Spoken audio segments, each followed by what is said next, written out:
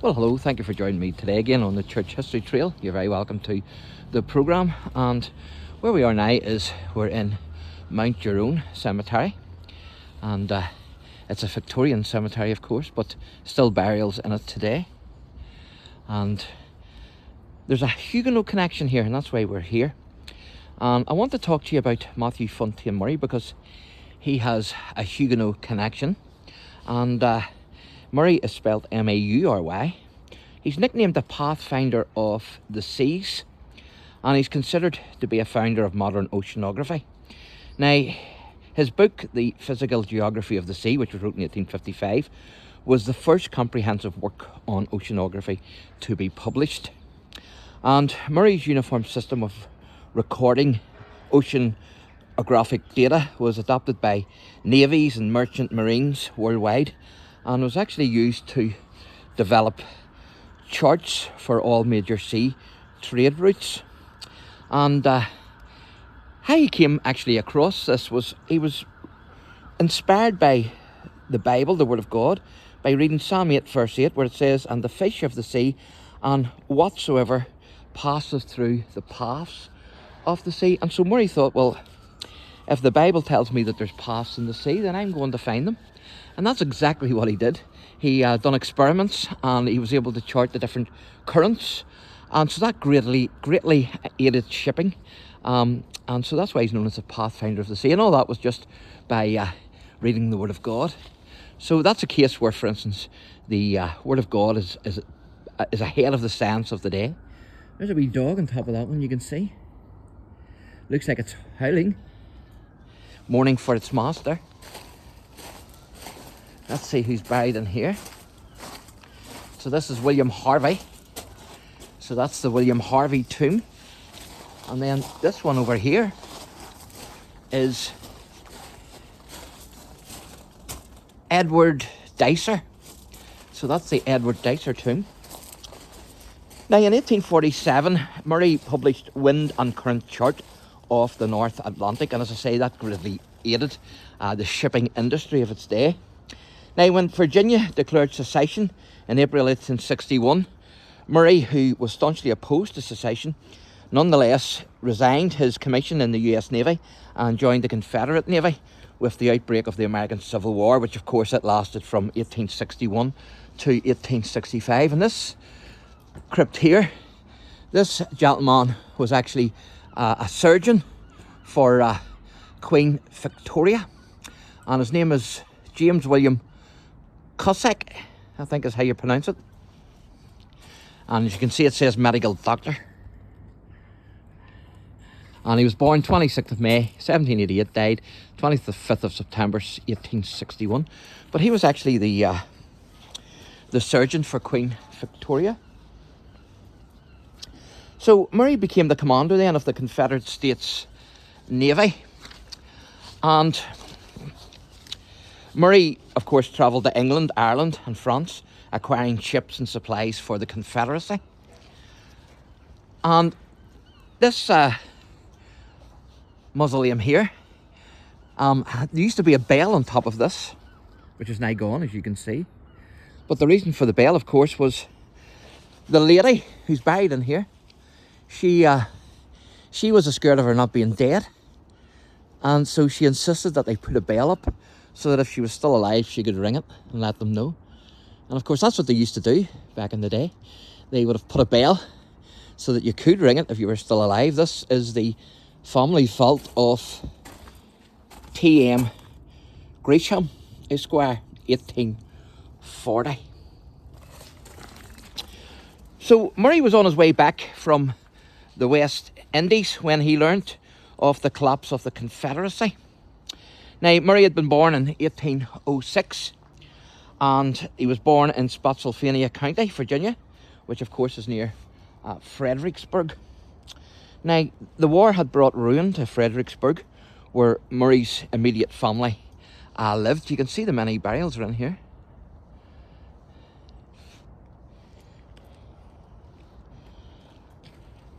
And so on the advice of General Robert E. Lee himself, he decided not to return to Virginia. but instead he sent a letter of surrender to the US naval forces off the Gulf of Mexico, and he headed instead for Mexico itself. Now, Maury made his way to England in 1866, and he found work there. And in 1868, he was pardoned by the federal government, and he returned to the US, accepting a teaching position at the Virginia Military Institute in Lexington. And he had previously been suggested as president of the College of William and Mary in Williamsburg, Virginia. Now, he didn't take the job, although he did have a hall named after him at the Virginia Institute of Marine Science, Maury Hall. Now, when Robert E. Lee died on the 12th of October 1870, Maury actually served as a palebearer at the funeral. And the College of William and Mary was founded in 1693 under a royal charter issued by King William III and Queen Mary II of England in Williamsburg in Virginia, which of course was also named after William III. And although Maury did have the hall named after him, he didn't have any special relationship with the college. Now, he died on the 1st of February 1873 at Lexington, Virginia. And you might think, well, what has all this got to do with the Huguenots? Well, his ancestor, James Maury, on the other hand, did attend the William and Mary College. And he was born in 1718 in Dublin here, of French Huguenot ancestry. So James came to the Virginia colony as an infant with his parents, where hundreds of Huguenot refugees had actually settled. And James was ordained into the ministry in 1742, where he served actually for a year in, if I can get my notes here, in William County. English colonists, of course, had formed King William County in 1702 out of King and Queen County. And King William County was named, of course, after William of Orange, the King of England, Scotland and Ireland, who I've just mentioned. Now, King County, of course, as I say, it was named after King William, but King and Queen County was named after King William and his wife, Queen Mary II. And the courthouse built in King William County in 1725 is the oldest courthouse still in continuous use in the United States. And this is actually the Huguenot plot here. Isn't this amazing? So this is a Huguenot plot in Dublin. Now, there's two Huguenot graveyards in Dublin, which I've already videoed. There's the Cabbage Patch one, and there's also the one near St Stephen's Green.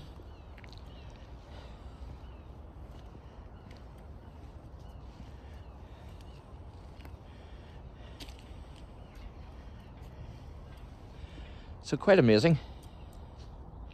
So I'm going to read this out to you.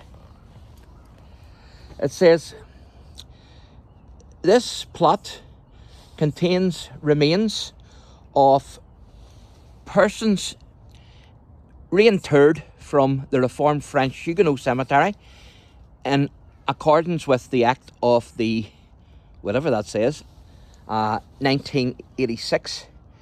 And it says the rite of reinterment was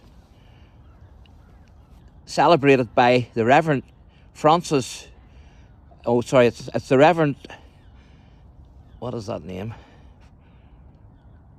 It's not Francis, Dubois, it's a French name, of course, of the French Protestant Church of England. So there you go. Sorry for the French pronunciation mess up, but I don't speak French. But that's the Huguenot graves there, and all the different names.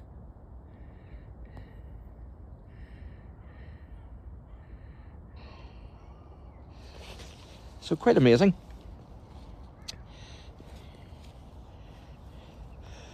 So after serving for 1 year in a parish in King William County, James served for a further 18 years in a parish at Fredericksville, where he served until his death on the 9th of June 1769, where he's known for his piety and learning.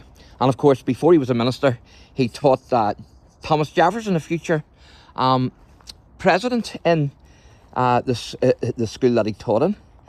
And he was also known for the Parson's Cause, an important legal and political dispute in the colony of Virginia. Now, James's father was Matthew Maury, and of course who Matthew Fontaine Maury is more than likely named after. And his mother was Mary Ann Fontaine. And on the 20th of October 1716, both the Maury and Fontaine families, who were both Huguenot families, fled France because of the religious persecution since the revocation of the Edict of Nantes on the 18th of October 1685 by King Louis XIV of France. So Matthew had come from France to Dublin around 1714, and he lived in Dublin for 2 years where he worked as a merchant. So that's the Huguenot plot here. One of 3 in Dublin. Now in February 1717, Matthew sailed for Virginia with a shipment of trade goods, and he arrived in Virginia in March 1718, and he joined his 2 brothers-in-law, John and James Fontaine. Now, Matthew settled on a portion of land which his brother-in-law, John Fontaine, had purchased near West Point in Virginia. And Matthew made preparations for a small house, and then he returned to Dublin for his wife Mary Ann, and they called their new home Hickory Hill. And Matthew then engaged, of course, in work and business, and he also served as Justice of King William County. And of course that was from 1732 to 1744, and he was also sheriff in 1739. There's another crypt there you can see. That's the family vault of Peter Jackson.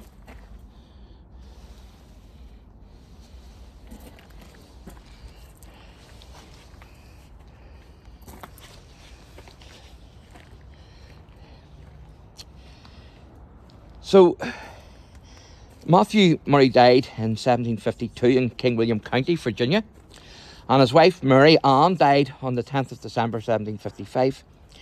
Now, the design of the original building of the College of William and Mary is attributed to Sir Christopher Wren, and it suffered 3 disastrous fires in 1705 and 1859 and also 1862, although only its sturdy brick exterior walls were left standing.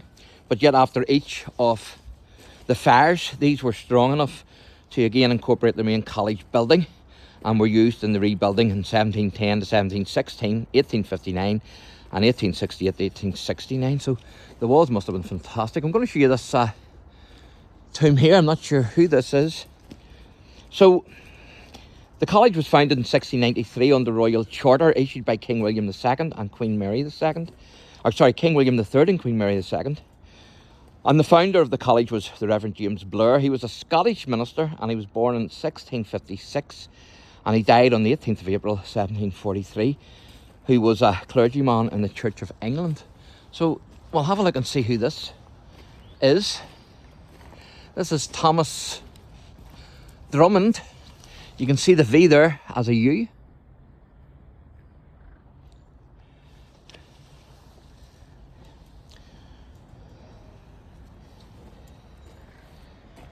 So James was the first president of the college from 1693 to 1743.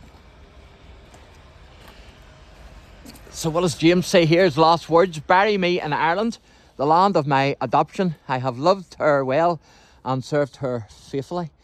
So if Ireland is the land of his adoption, that means he mustn't have been a native of Ireland. He must have come in from somewhere else, you would imagine. So James was the first president, as I say, of the college from 1693 to 1943. That was the College of William and Mary. So there you see, that's April Mr. Drummond died, 1840.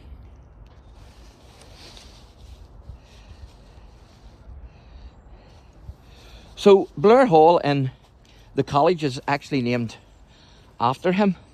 So the Reverend James Blair died on the 18th of April 1743 in Williamsburg, Virginia. Now, King and Queen county was formed in 1691 in Virginia, and it was named after William III and Mary II, the then ruling king and queen, of course, of England, Scotland and Ireland, as I say.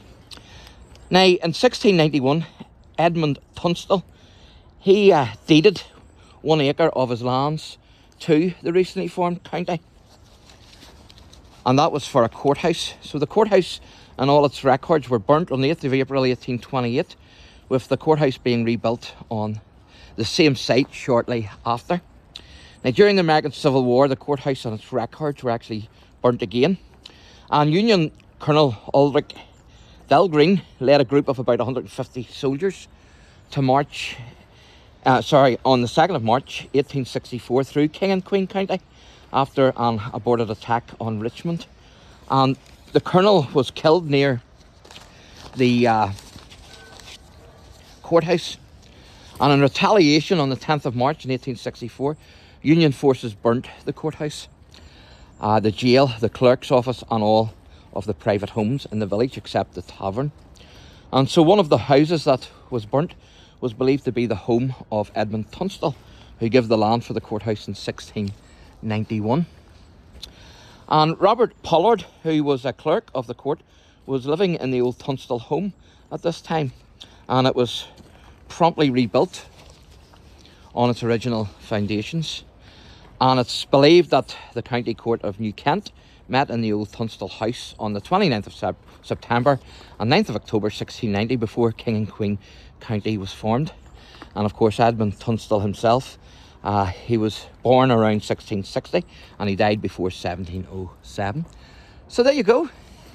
So that's the connection here in Ireland with the Huguenots and also the New World, and with Matthew Fontaine Maury, of course, whose ancestors were living here in Dublin. So thanks for watching, and God bless.